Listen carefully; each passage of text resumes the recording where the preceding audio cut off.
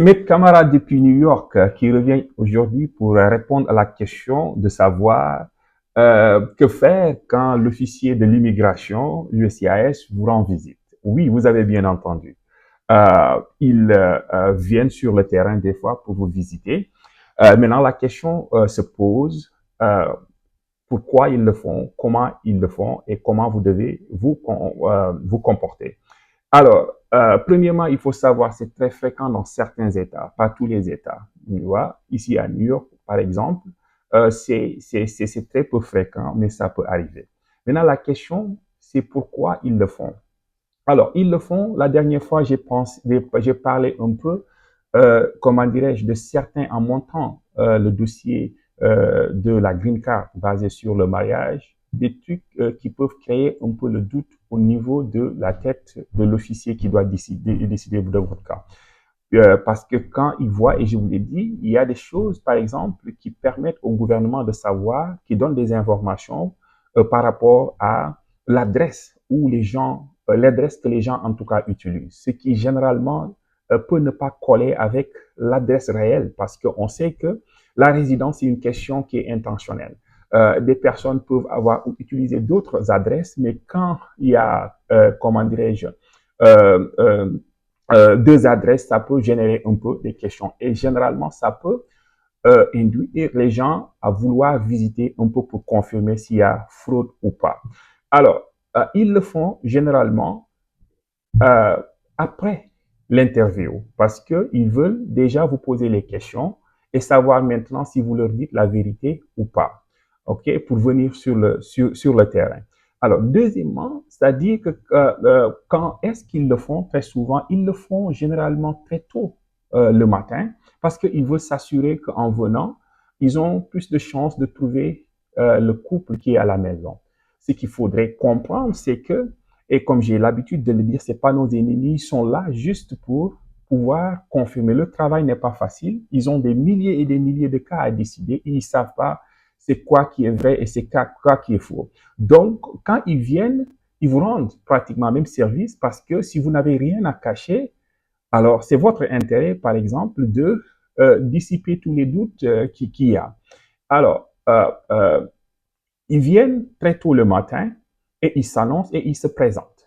Vous avez la possibilité de leur interdire ou de leur refuser l'accès. Mais je dirais que ça ne serait pas stratégique parce qu'ils n'ont pas besoin de vous, c'est vous qui avez besoin d'eux. OK? Alors, et généralement, s'ils viennent et que pratiquement il n'y a plus de doute, la semaine, quelques jours après, vous recevez votre green card.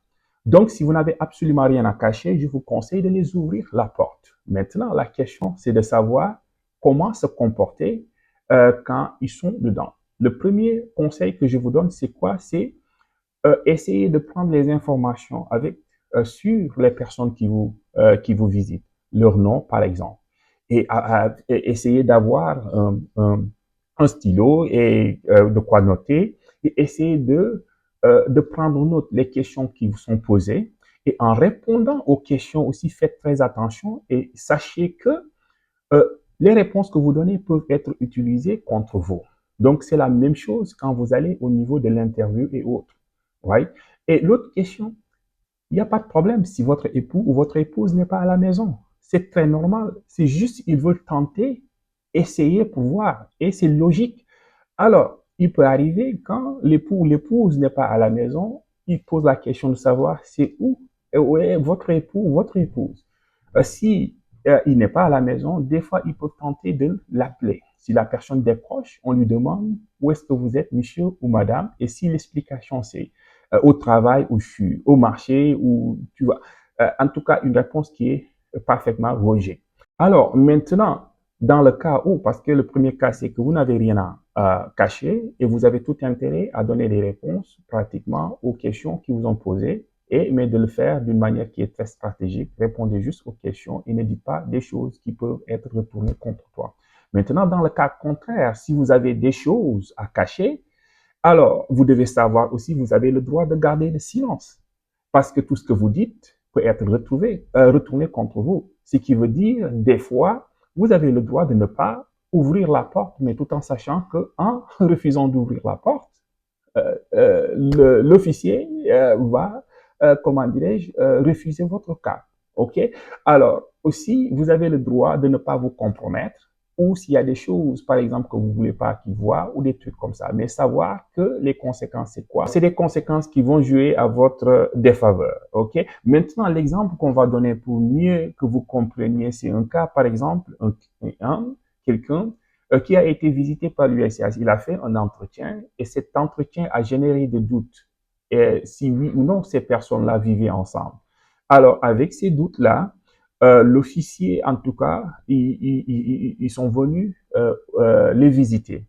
Le problème, c'est que le couple, et ce qui est très fréquent, ils peuvent être parce que généralement, il peut y avoir des États qui sont pas loin l'un de l'autre, il y a 15 minutes ou 20 minutes même, voiture et autres, et il est beaucoup plus simple de trouver un travail dans l'autre là, et des fois qui peut amener l'époux, l'épouse, des fois à trouver juste une chambre là où elle dort, mais par exemple, revenir comment dirais-je, au domicile conjugal les week-ends et autres, quoi. Ce qu'il faut savoir, c'est que l'immigration n'est pas là pour dire aux gens comment s'arranger et comment s'aimer. Mais le problème, c'est-à-dire qu'il essaie juste de comprendre. Si tel est le cas, les personnes doivent savoir que ça peut générer des doutes. Et ça a été son cas. Mais malheureusement pour eux, quand ils les ont visités, premièrement, l'épouse a été, par exemple, parce que je voulais dire, le comportement est essentiel. Ils ne sont pas des ennemis, ils veulent juste avoir des réponses à des questions. Donc, c'est pas la peine, par exemple, d'être emporté ou de ne pas être comment courtois avec eux. Alors, les questions qui leur ont été posées, c'est uniquement où est votre mari? Il s'est avéré que le mari est allé au travail, et c'était vrai, aller au travail, et comme il travaille la nuit, il dort quelque part, venir. Alors, on lui dit, est-ce qu'on peut voir la chambre? La femme les a laissés, et ils ont vu que dans la chambre, il y avait qu'une seule oreille, comment dirais-je, sur le lit. Alors, ils se sont dit que ce qui est normal, il devrait y avoir deux oreillers sur le lit plutôt que seul. Ils ont demandé est-ce qu'on peut voir là si le gars a des affaires dans la chambre, dans la maison.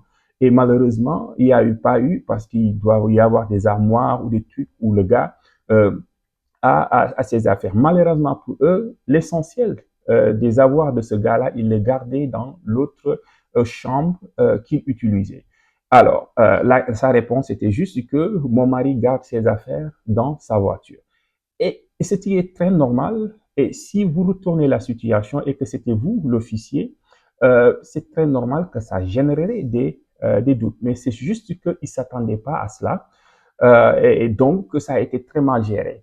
C'est pour cela qu'on a fait cette vidéo pour partager et éduquer. Stay safe and know your right.